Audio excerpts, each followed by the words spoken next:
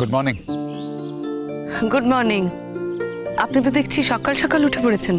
আমার তো ভোরে ওঠার অভ্যেস বরাবরই। সকালে এই সুন্দর পরিবেশটা আমি খুব উপভোগ করি। তুমি তো দেখছি বেশ সকাল সকাল উঠে পড়েছো। আমার তো ভোরবেলায় ঘুম ভেঙে যায়। ছেলেমেয়েরা আসলে সকালবেলা স্কুলে যেত তো, তাই সকালবেলা ওঠার অভ্যেসটা রয়ে গেছে। একটা কথা বলবো শ্রীময়ী, জানি না তোমার ব্যক্তিগত জীবনে আমার এতটা ঢোকা উচিত হচ্ছে কিনা, কিন্তু প্রথম যেদিন তোমার বাড়িতে গিয়েছিলাম না, আমি সেদিন থেকে কথাটা বলতে চাইছিলাম। কথাটা শোনার পর তুমি যদি অফেন্ডেড হও তাহলে আমি আগে থেকেই ক্ষমা চেয়ে নিচ্ছি, কিন্তু কথাটা আমাকে বলতেই হবে। কি ব্যাপার বলুন তো রোহিতদা, কি এমন কথা আপনি এত ইতস্তত বোধ করছেন কেন? দেখো, আমি তোমার বাড়িতে গিয়ে যেটা বুঝলাম সেটা হচ্ছে যে তোমাকে একটা সাংঘাতিক হিউমিলিয়েশনের মধ্যে দিয়ে যেতে হচ্ছে। সেটা যদি আমি বাদও দিই, তোমার ছেলে মেয়েদের পিতা তার দ্বিতীয় পক্ষের স্ত্রীকে নিয়ে একই বাড়িতে বসবাস করছে, এবং তোমার পরিবারের বাকি সদস্যরা যে সবাই তোমার পক্ষে আছে সেটাও তো নয়।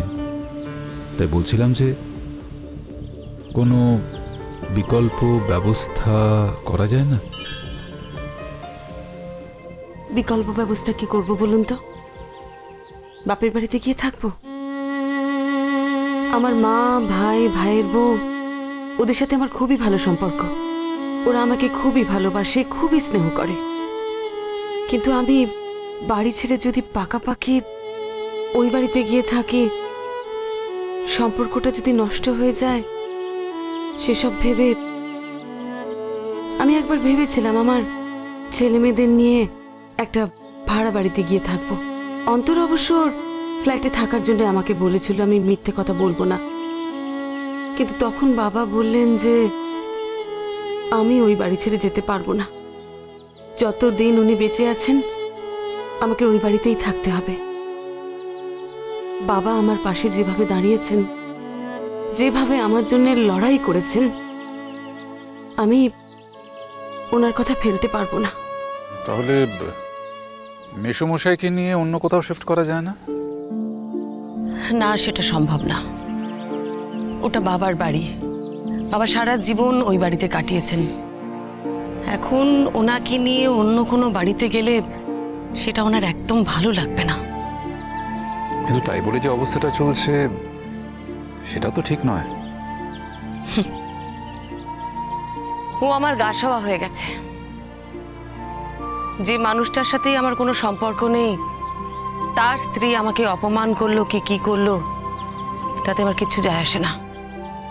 তবে ওই বাড়িতে থেকে আমারও অনেক অধঃপতন ঘটেছে। আপনি জানেন, আমি ওই মহিলার গায়ে হাত তুলেছি। কি বলবো আপনাকে, আমাকে এমন খারাপ কথা বলেছে, এমন নোংরা কথা বলেছে, আমি নিজেকে ধরে রাখতে পারিনি। ওকে থামানোর আর কোনো উপায় ছিল না। আর এখানে আসার আগেও চরম অশান্তি শুরু করেছিল। তোমার এখানে আসা নিয়ে ওদের মধ্যে কেন যে অশান্তি হচ্ছে এখনো, সেটা তো আমি বুঝতে পারছি না। তোমার সাথে তো প্র্যাকটিক্যালি ওদের কোনো সম্পর্কই নেই। তাতে কি হয়েছে? অশান্তি করা যাদের স্বভাব, তারা তো সেই স্বভাব থেকে কোনোদিনও সরতে পারবে না। আমাকে বলছে আমি নাকি এসকর্ট সার্ভিসে এসেছি এখানে। হোয়াট? আমি কথাটা বলতে চাইনি, আমার মুখ থেকে বেরিয়ে গেল। এরকম একটা নোংরা কথা কেউ কাউকে বলতে পারে? আপনি বলুন। তুমি তারপরও সব সহ্য করছো? তুমি কোনো স্টেপ নেবে না? সারাক্ষণ যদি আমি ঝগড়া অশান্তির মধ্যে থাকি, তাহলে আমি কাজের কাজটা কখন করব বলুন তো? না না না না না, তোমার ওর বাড়িতে থাকা ঠিক হচ্ছে না শ্রীময়ী। তুমি বাড়িটা বদলাও। সম্ভব নয়। বাবা যতদিন বেঁচে আছেন আমাকে ও বাড়িতেই থাকতে হবে। আর ওটা আমার ছেলেমেয়ের বাড়ি, ওটা ওদের বাড়ি। ওই বাড়ির ওপর ওদের অধিকার আছে। আমি যদি আমার জন্য ওদের ওখান থেকে উপরে নিয়ে চলে আসি, সেটা তো ওদের প্রতি অন্যায় করা হবে, অবিচার করা হবে। আপনি বলুন। আমি যদি ওদের নিয়ে একটা ঘর ভাড়া করে থাকিও, ছেলে মেয়েকে নিয়ে একটা ঘরের মধ্যে গুতোগুতি করে থাকা, ওদের মনের উপর তো একটা চাপ তৈরি হবে বলুন। এসব কথা ভেবেই, আর সব থেকে বড় কথা হলো এই বয়সে বাবাকে ওখানে আমি একা ফেলে কি করে চলে আসি? ওখানে বাবার যত্ন কে করবে? না না, সেই জন্যই আমি আর।